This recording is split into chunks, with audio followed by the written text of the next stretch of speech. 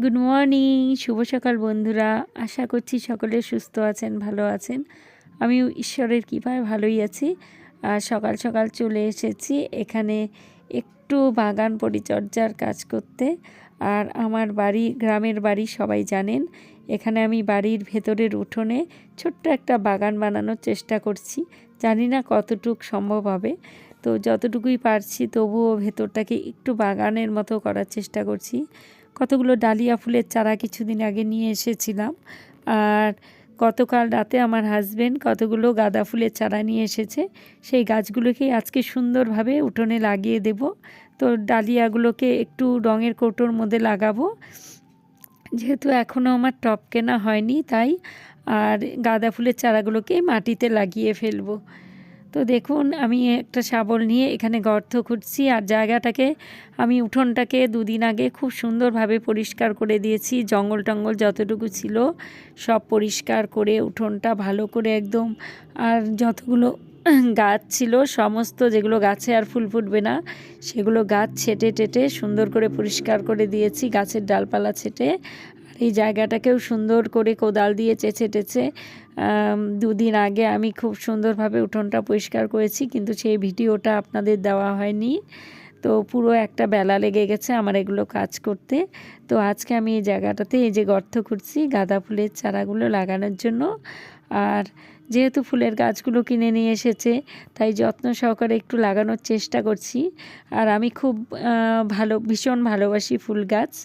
আর এই জন্য আমি চাই যে আমার বাড়িতে কয়েকটা ফুলের গাছ লাগাতে। এই জন্যই যতটুকু পারছি অল্প অল্প করে এনে লাগানোর চেষ্টা করছি।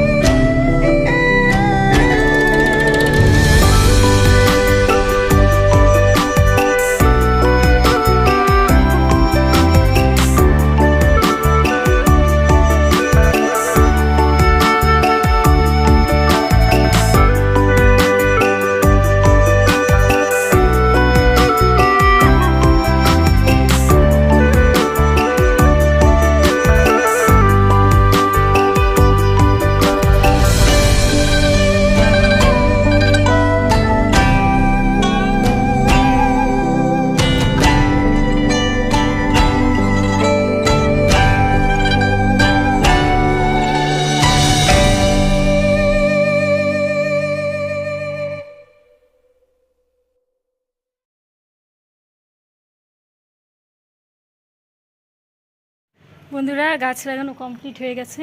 এই যে সমস্ত গাছগুলো লাগিয়ে দিয়েছি, ব্যাক ক্যামেরা করে দেখাচ্ছি।